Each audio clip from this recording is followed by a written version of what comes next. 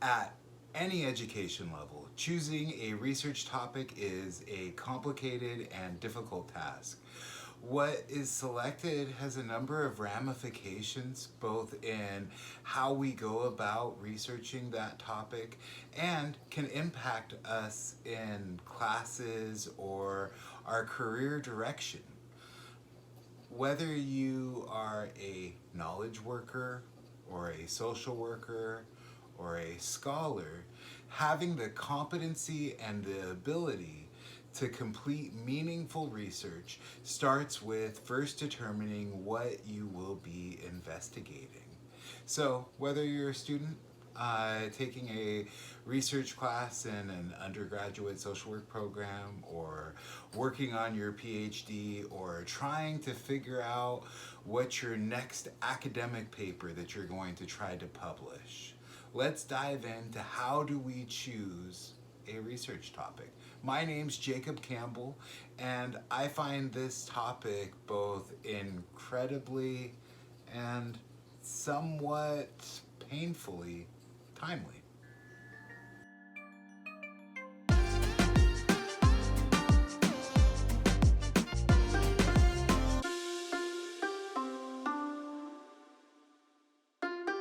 When I say that this topic is very relevant in my life, it's not an understatement. Currently, I'm working with my undergraduate students in my social science research methods class as they are in the beginning phase of selecting a topic for their research paper for the semester.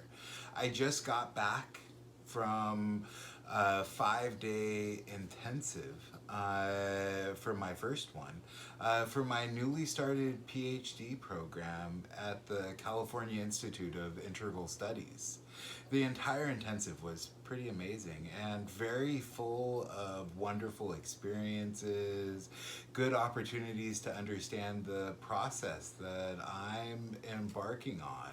I got to meet fantastic course mates and instructors and soak up a ton of benefit from the experience. But while I was there, I got asked more times than I can count, what am I going to do for my dissertation? Which is something that I'm still figuring out.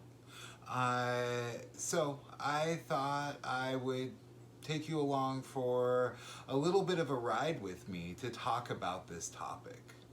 Alderman in 2014, writing about beginning with library and information systems, he describes that there's four things that a researcher should consider when they're selecting their research topic.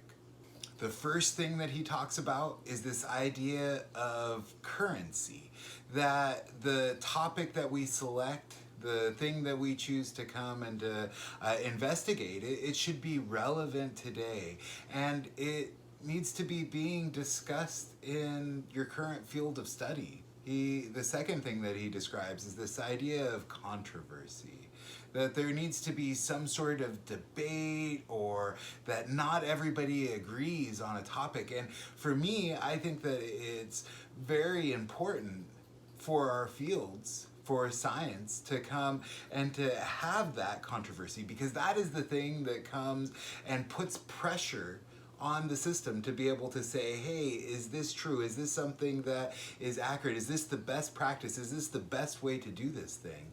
And so having some sort of a topic that has a little bit of controversy is really important. He describes that the topic we select it should have some verifiability, that it needs to be something that can be documented or it needs to be able to be measured or evaluated, assessed, but there has to be some sort of way of saying, hey, is this true?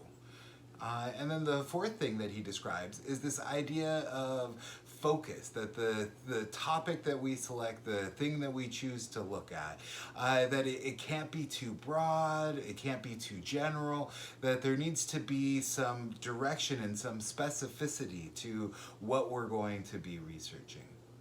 Along with those basic ideas, there's some further depth that Montori, who is going to be one of my professors. In 2010, writing about researching the research degree, which, you know, the Ph.D., describes that scholars who are pursuing research really have to have topics that they have passion about, things that we care about, that the act of doing an inquiry or doing scientific research is not a task that should be dispassionate or something that we don't care about.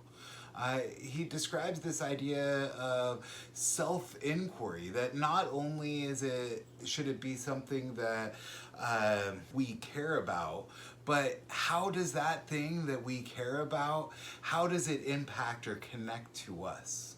And how do we relate to it? He describes the research or the topic that we choose, that it should really be on the leading edge, that it needs to be at the forefront of the discourse, that again, that there has to be that controversy, that there has to be this kind of pushing science forward to learn new things.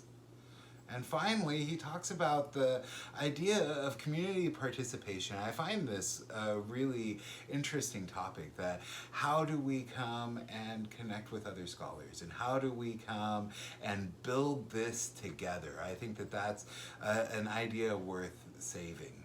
So one way that my mind helps to come and process and deal with all of these variables is through mind mapping.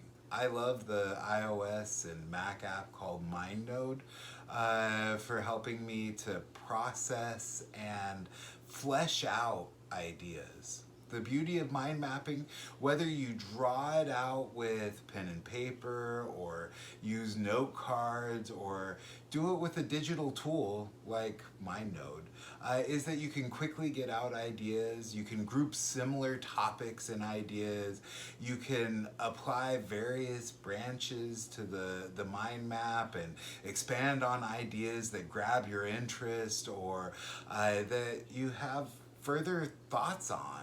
I find that the mind mapping process to both be useful and cathartic, and in the case of MindNode, it's a beautiful experience. It's so visual in how we connect with it. I would encourage you to take some time to sit with what you want to investigate and come up with great ideas. If you find this video useful or interesting, consider subscribing to my channel and like the video. I'm curious, if you're doing some sort of research, what are some of the topics that you're considering, or what's the process that you go about in determining what topics you choose and what you choose to investigate? I'd love to hear about it in the comments. I'm a believer that when we share our ideas and process them together, we can all get better. Talk to you next time. Thanks.